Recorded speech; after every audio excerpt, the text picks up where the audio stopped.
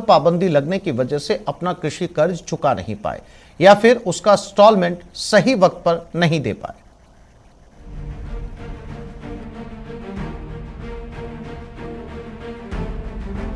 हद से ज्यादा बढ़ा है।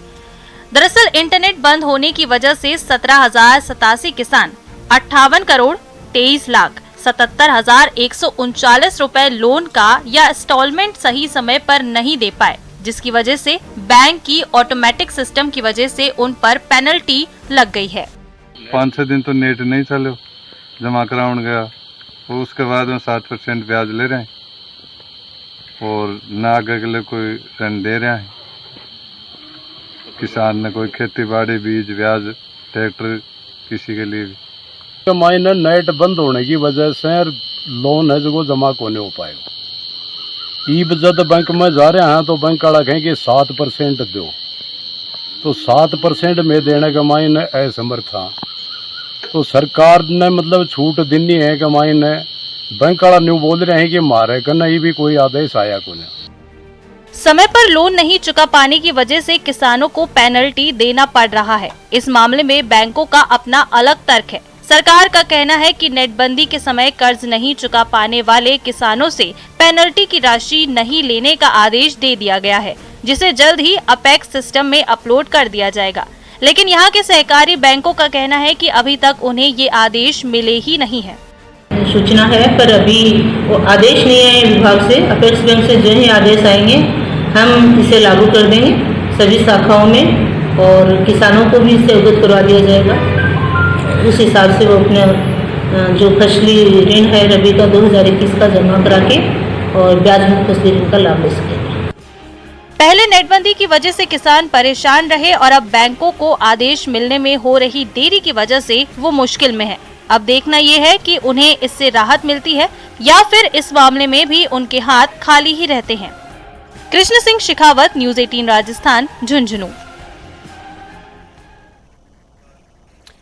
एक बेटे ने अपनी मां के रिटायरमेंट को यादगार बना दिया। सरकारी सेवा से रिटायर्ड टीचर मां को बेटे ने शानदार गिफ्ट किया। सीकर के लक्ष्मणगढ़ के घस्सू गांव में बिमला देवी सरकारी स्कूल से वरिष्ठ अध्यापिका के पद से रिटायर हुई, तो उनके बेटे अरविंद भास्कर ने इस मौके को यादगार बनाया। 8 लाख रुपए खर्च कर दिल्ली से हेलीकॉप्टर बुलवाया, अपने खेत में हेलीपैड तैयार करवाया, माँ पापा सहित परिवार वालों को जॉय राइडिंग करवाई।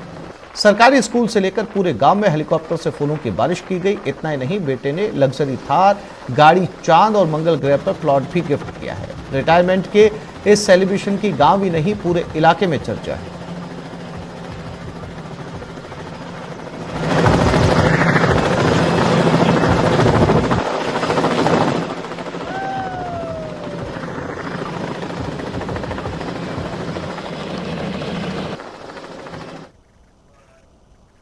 और अब बात करते हैं जेडीए में चल रहे इंजीनियरों की भर्ती की। दरअसल जेडीए ने जूनियर इंजीनियर की भर्ती ठेके पर करने की तैयारी की है।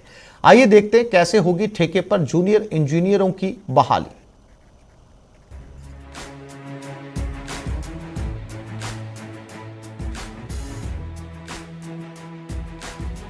इंजीनियरिंग की डिग्री लेकर अभ्यर्थियों को भले ही स्थायी सरकारी नौकरी के लिए लंबे अरसे तक इंतजार करना पड़ जाए, लेकिन जेडीए ने ठेके पर जूनियर इंजीनियरों को भर्ती करने की तैयारी कर ली है। इसके लिए जेडीए प्लेसमेंट एजेंसी तलाश रही है, जिसके जरिए 2 करोड़ रुपए सालाना के खर्च में जूनियर इंजीनियर और दूसरे कई पदों पर भर्ती की जाएगी। एक तरफ राज्य की कांग्रेस सरकार अग्निवीर जैसी योजना का विरोध कर रही है, तो दूसरी तरफ अपने यहाँ ठेके पर भर्ती कर रही है। उसके इस दोहरे रवैये पर सवाल भी उठ रहे हैं। सरकार के तमाम मंत्री, पीसीसी चीफ संविदा का विरोध कर रहे हैं और कह रहे हैं कि स्थायी भर्ती निकाली जाए, जबकि राजस्थान में जो जेडीए भर्ती निकाली वो भी ठेके पर है। कोई अधिकार नहीं है जेडीए को भर्ती निकाली, क्योंकि यूडीएस निकाल सकता है भर्ती, क्योंकि 2017 में नियमों में संशोधन किया गया था और अब उन नियमों की अवहेलना की जा रही है। और जो जेएन जैसे पदों पर जो ठेके पर लगा रहे, क्या गरिमा रहेगी जेडीए की? क्या भ्रष्टाचार को बढ़ावा नहीं मिलेगा? ऐसे में राज्य सरकार से अपील करता हूँ, कटनी और करनी में अंतर नहीं रखे। जेडीए से जुटाए दस्तावेजों के आधार पर पता चला है कि कनिष्ठ अभियंता यानी जेईएन के स्थायी पदों को वित्त विभाग द्वारा स्वीकृत कर यूडीएच विभाग ने साल 2010 से 11 में स्थायी भर्ती की थी। इस दौरान ये भी तय किया गया था कि जेडीए अपने स्तर पर जेईएन पदों की भर्ती नहीं करेगा, क्योंकि जेडीए में जेईएन का पद डाइंग घोषित किया जा चुका है। जेडीए की इंजीनियरिंग विंग से जुड़े अधिकारियों की माने तो जेडीए को इस तरह की भर्ती का अधिकार ही नहीं है, और तो और इस तरह की परंपरा शुरू करना भी ठीक नहीं है। यही वजह है कि अब इस मामले को लेकर कोर्ट में याचिका भी लगाई गई है।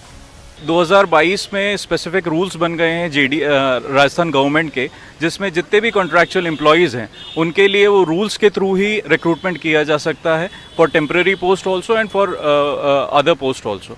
तो ये जो पर्टिकुलर जेडीए ने भर्ती निकाली है, ये उन रूल्स के वायलेशन में निकाली है, जिसको कोर्ट में भी चुनौती दी गई है।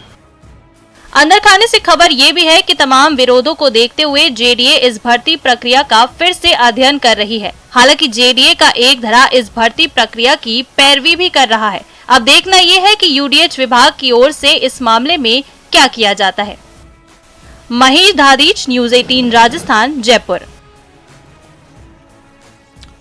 देश दुनिया में मौसम का मिजाज जानने के लिए अलग अलग तरीके हैं, लेकिन राजसमंद के नाथद्वारा में स्थित पुष्ट मार्गीय संप्रदाय की प्रधान पीठ श्रीनाथ जी मंदिर में एक पारंपरिक तरीका ऐसा है जो न सिर्फ मौसम के मिजाज की सटीक भविष्यवाणी करता है, बल्कि 300 साल से लोगों को फसल अनुमान के साथ किसानों के धन धान्य की सटीक जानकारी भी देता है।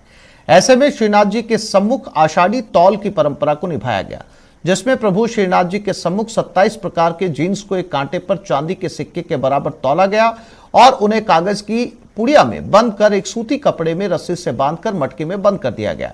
सभी पिंड और जीन्स को मटके में पैक करके बिना मौसम से प्रभावित होने वाले स्थान पर रखा गया, जिसे कल सुबह फिर से तौला जाएगा। जीन्स तौल में कमी और बढ़ोतरी के आधार पर मौसम और फसलों का पूर्वानुमान लगाया जाएगा। यह प्रभु श्रीनाथ जी की प्राचीन परंपरा है, जो श्री खर्च भंडार में श्रीमान तिलकायत महाराज श्री की आज्ञा से ये आषाढ़ी तोली जाती है। इसमें 27 जीन्स होते हैं और यह परंपरा मानी गई कि जिस प्रकार से आषाढ़ी का जो परिणाम आता है उसी प्रकार से यहाँ पर आगे यहाँ पे मंदिर में तथा आसपास के जितने भी लोग हैं वो इसको मानते हुए ही अपनी खेती